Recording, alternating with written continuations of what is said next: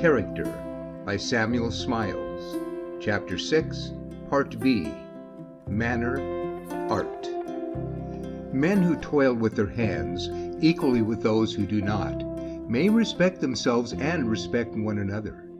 It is by their demeanor to each other, in other words, by their manners, that self-respect as well as mutual respect are indicated.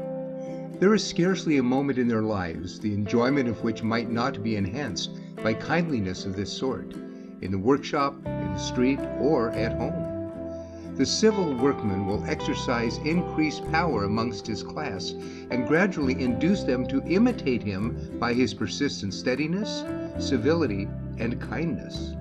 Thus, Benjamin Franklin, when a working man, is said to have reformed the habits of an entire workshop. One may be polite and gentle with very little money in his purse. Politeness goes far, yet costs nothing. It is the cheapest of all commodities. It is the humblest of the fine arts, yet it is so useful and so pleasure-giving that it might almost be ranked amongst the humanities. Every nation may learn something of others, and if there could be one thing more than another that the English working class might afford to copy with advantage from their continental neighbors, it is their politeness. The French and Germans, even of the humblest classes, are gracious in manner, complaisant, cordial, and well-bred. The foreign workman lifts his cap and respectfully salutes his fellow workmen in passing. There is no sacrifice of manliness in this, but grace and dignity. Even the lowest poverty of the foreign work people is not misery, simply because it is cheerful.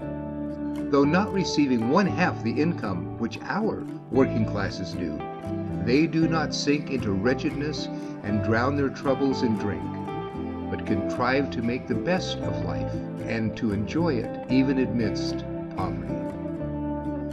Good taste is a true economist. It may be practiced on small means and sweeten the lot of labor as well as of ease. It is all the more enjoyed indeed when associated with industry and the performance of duty. Even the lot of poverty is elevated by taste. It exhibits itself in the economies of the household.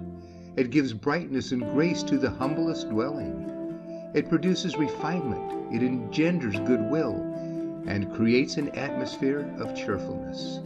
Thus, good taste, associated with kindliness, sympathy, and intelligence, may elevate and adorn even the lowliest lot. The first and best school of manners, as of character, is always the home, where woman is the teacher. The manners of society at large are but the reflex of the manners of our collective homes, neither better nor worse. Yet with all the disadvantages of ungenial homes, men may practice self-culture of manner as of intellect, and learn by good examples to cultivate a graceful and agreeable behavior towards others. Most men are like so many gems in the rough, which need polishing by contact with other and better natures to bring out their full beauty and luster. Some have but one side polished, sufficient only to show the delicate graining of the interior. But to bring out the full qualities of the gem needs the discipline of experience and contact with the best examples of character in the intercourse of daily life. A good deal of the success of manner consists in tact, and it is because women on the whole have greater tact than men they prove its most influential teachers. They have more self-restraint than men and are naturally more gracious and polite. They possess an intuitive quickness and readiness of action, have a keener insight into character, and exhibit greater discrimination and address. In matters of social detail, aptness and dexterity come to them like nature, and hence well-mannered men usually receive their best culture by mixing in the society of gentle and adroit women. Tact is an intuitive art of manner which carries one through a difficulty better than either talent or knowledge. Talent, says a public writer, is power. Tact is skill. Talent is weight. Tact is momentum.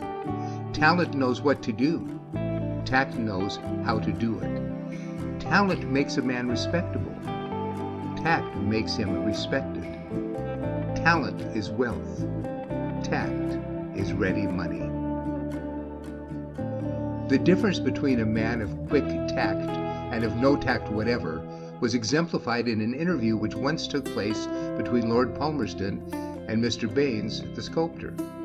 At the last sitting which Lord Palmerston gave him, Baines opened the conversation with, "Any news, my lord, from France? How do we stand with Louis Napoleon?" The Foreign Secretary raised his eyebrows for an instant and quietly replied, "Really, Mr. Baines, I don't know. I have not seen the newspapers." Poor Baines, with many excellent qualities and much real talent, was one of the many men who entirely missed their way in life through want of tact. Such is the power of manner combined with tact that Wilkes, one of the ugliest of men, used to say that in winning the graces of a lady there was not more than 3 days' difference between him and the handsomest man in England.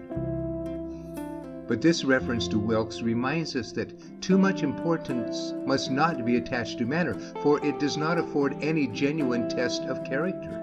The well-mannered man may, like Wilkes, be merely acting a part, and that for an immoral purpose. Manner, like other fine arts, gives pleasure and is exceedingly agreeable to look upon, but it may be assumed as a disguise, as men, quote, assume a virtue though they have it not, end quote. It is but the exterior sign of good conduct, but may be no more than skin deep.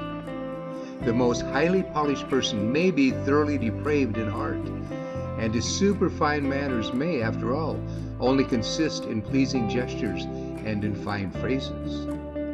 On the other hand, it must be acknowledged that some of the richest and most generous natures have been wanting in the graces of courtesy and politeness. As a rough rind sometimes covers the sweetest fruit, so a rough exterior often conceals a kindly and hearty nature. The blunt man may seem even rude in manner, and yet, at heart, be honest, kind, and gentle. John Knox and Martin Luther were by no means distinguished for their urbanity. They had work to do which needed strong and determined rather than well-mannered men. Indeed, they were both thought to be unnecessarily harsh and violent in their manner. Quote, "And who art thou," said Mary Queen of Scots to Knox, "that presumest to school the nobles and sovereigns of this realm?" "Madam," replied Knox, "a subject born within the same." It is said that his boldness or roughness more than once made Queen Mary weep. When Regent Morton heard of this, he said, "Well, 'tis better that women should weep than bearded men." As Knox was retiring from the Queen's presence on one occasion, he overheard one of the royal attendants say to another, "He is not afraid." Turning round upon them, he said, "And why should the pleasing face of a gentleman frighten me? I have looked at the faces of angry men, and yet have not been afraid beyond measure."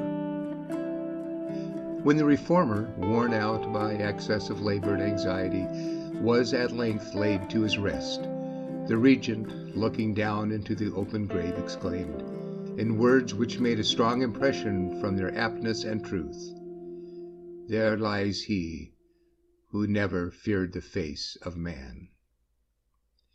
Luther also was thought by some to be a mere compound of violence and ruggedness, but, as in the case of Knox, the times in which he lived were rude and violent, and the work he had to do could scarcely have been accomplished with gentleness and suavity. To rouse Europe from its lethargy, he had to speak and to write with force and even vehemence. Yet Luther's vehemence was only in words. His apparently rude exterior covered a warm heart. In private life, he was gentle, loving, and affectionate. He was simple and homely, even to commonness. Fond of all common pleasures and enjoyments, he was anything but an austere man or a bigot, for he was hearty, genial, and even jolly. Luther was the common people's hero in his lifetime, and he remains so in Germany to this day. Samuel Johnson was rude and often gruff in manner, but he had been brought up in a rough school. Poverty in early life had made him acquainted with strange companions.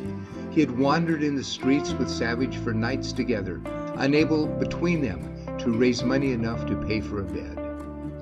When his indomitable courage and industry at length secured for him a footing in society, he still bore upon him the scars of his early sorrows and struggles. He was by nature strong and robust, and his experience made him unaccommodating and self-asserting.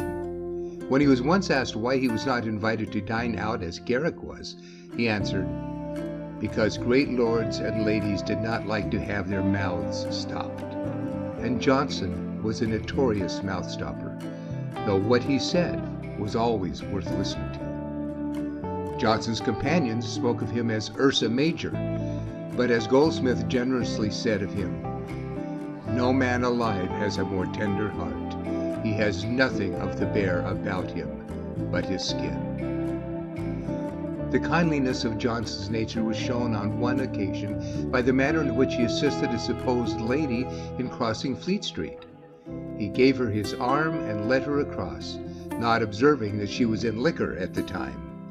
But the spirit of the act was not the less kind on that account. On the other hand, the conduct of the bookseller on whom Johnson once called to solicit employment, and who, regarding his athletic but uncouth person, told him he had better, quote, "go buy a porter's knot and carry trunks," end quote, in howsoever bland tones the advice might have been communicated, was simply brutal. While capacious of manner, and the habit of disputing and contradicting everything said, is chilling and repulsive, the opposite habit of assenting to and sympathizing with every statement made or emotion expressed is almost equally disagreeable. It is unmanly and is felt to be dishonest. It may seem difficult, says Richard Sharp, to steer always between bluntness and plain dealing, between giving merited praise and lavishing indiscriminate flattery. But it is very easy, good humor, kind-heartedness, and perfect simplicity being all that are requisite to do what is right in the right way. At the same time, many are unpolite, not because they mean to be so, but because they are awkward and perhaps know no better. Thus, when Gibbon had published the second and third volumes of his Decline and Fall, the Duke of Cumberland met him one day and accosted him with, "How do you do, Mr. Gibbon? I see you are always at it in the old way. Scribble, scribble, scribble." The Duke probably intended to pay the author a compliment, but did not know how better to do it than in this blunt and apparently rude way. Again, many persons are thought to be stiff, reserved, and proud when they are only shy. Shyness is characteristic of most people of Teutonic race. It has been styled the English mania, but it pervades to a greater or less degree all the northern nations. The ordinary Englishman, when he travels abroad, carries his shyness with him. He is stiff, awkward, ungraceful, undemonstrative, and apparently unsympathetic. And though he may assume a brusqueness of manner, the shyness is there and cannot be wholly concealed. The naturally graceful and intensely social French cannot understand such a character, and the Englishman is their standing joke, the subject of their most ludicrous caricatures. George Sand attributes the rigidity of the natives of Albion to a stock of solide britannique, which they carry about with them, that renders them impassive under all circumstances and, quote, as impervious to the atmosphere of the regions they traverse as a mouse in the center of an exhausted receiver. End of section 31.